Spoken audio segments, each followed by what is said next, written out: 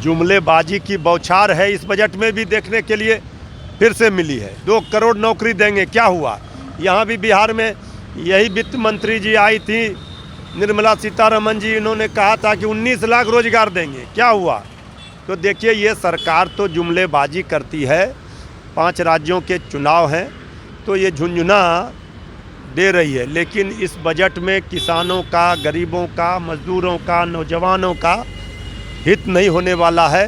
सब लोगों को निराशा हाथ न्यूज़ फाउंडेशन देख रहे हैं, मैं हूं आपके साथ वंदना। आम बजट 2022 पेश किया गया। बिहार के वित्त मंत्री निर्मला सीतारमण ने बजट को पेश किया है। हालांकि बीजेपी इसे बेहतर बता रही है, तो दूसरी तरफ जदयू, जो उनके सहयोगी दल हैं, वो इस बजट से नाराज हैं, क्योंकि वो जदयू का लगातार ये मांग रहा है कि बिहार को विशेष राज्य का दर्जा मिले और साथ ही विशेष पैकेज मिले। इस विषय पर बात करने के लिए हमारे साथ हैं राजद प्रवक्ता मृत्युंजय तिवारी। और कैसे देख रहे हैं बजट, इस बार के बजट को? देखिए, ये बजट जो आम बजट पेश हुआ आज, ये निराशाजनक है, और ख़ास करके बिहार के लिए तो इसमें कुछ भी नहीं है। बिहार की जनता को एक बार फिर से इस डबल इंजन की सरकार ने निराश किया है। और जो लगातार जेडीयू कह रही थी कि देश के प्रधान दें बिहार पर ध्यान, गिड़गिड़ा रही थी, विशेष राज्य के दर्जे का राग अलाप रही थी, कुछ नहीं मिला। तो विशेष पैकेज भी नहीं मिला। अब जेडीयू बताए कि ये जो मांग था ये दिखावटी था। ये जो दोहरा मापदंड है, एक और आप मांग करते हैं, दूसरी ओर सत्ता में दिल्ली से लेकर पटना तक भागीदार हैं, तो विशेष राज्य के दर्जे की मांग पूरी आप नहीं करा सकते। तो बिहार के साथ जो धोखा हो रहा है, इसके लिए दोनों पार्टियां, बीजेपी जेडीयू, जिम्मेवार है।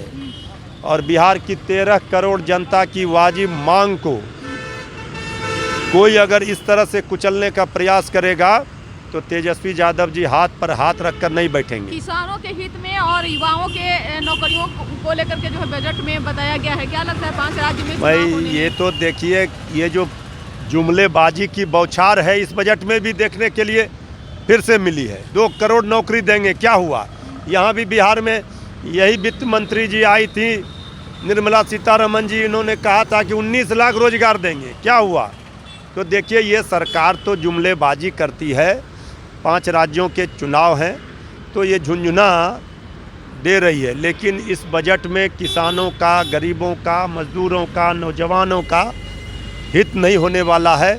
सब लोगों को निराशा हाथ लगी। बात तो कह रही है, तो कह रही है, लेकिन इसके पहले जितने बजट पेश किए गए इस सरकार के रहते, क्या हुआ? नमामि गंगे का, आज नमामि गंगे परियोजना, आज गंगा माँ रो रही है।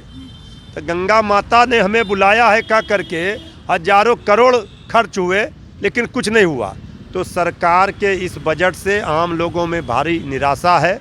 हम लोगों को तो पहले से उम्मीद थी कि कुछ नहीं मिलेगा। बिहार में जो दोनों सरकार में शामिल लोग थी और महिला ने बजट पेश, महिला के नाते जो है महिलाओं को काफ़ी आशा था कि हित में हो। किचन का बजट जो है वो महंगाई कुछ कम होगा, जो स्लैब है टैक्स का वो कुछ फेरबदल होगा, कुछ नहीं किया। तो आम लोगों में जो महिलाएं हैं उनमें भी ये बात जो है ये थी कि कुछ महंगाई कम होंगे, कुछ रोजगार की बात होगी, इनकम टैक्स का जो है स्लैब उसमें कुछ राहत, कुछ नहीं हुआ। तो ये सरकार के रहते कोई उम्मीद करना ही बेकार है। बिहार के साथ जो धोखा हुआ है, अब जेडीयू की मंशा अगर साफ है तो बीजेपी का साथ छोड़े, नहीं तो बिहार की जनता से माफ़ी मांगे कि हम विशेष राज्य का दर्जा अब नहीं दिला पाएंगे। बीजेपी के खिलाफ जदयू यूपी में प्रचार करेगी।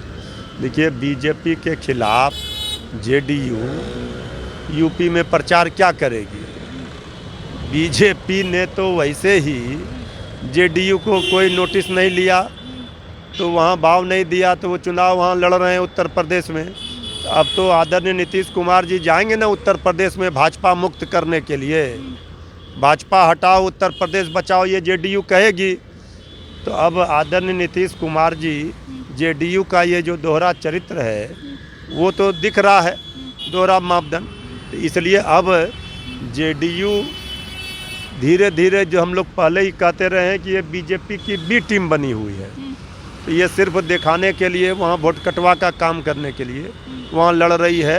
उनको वोट वाट है नहीं।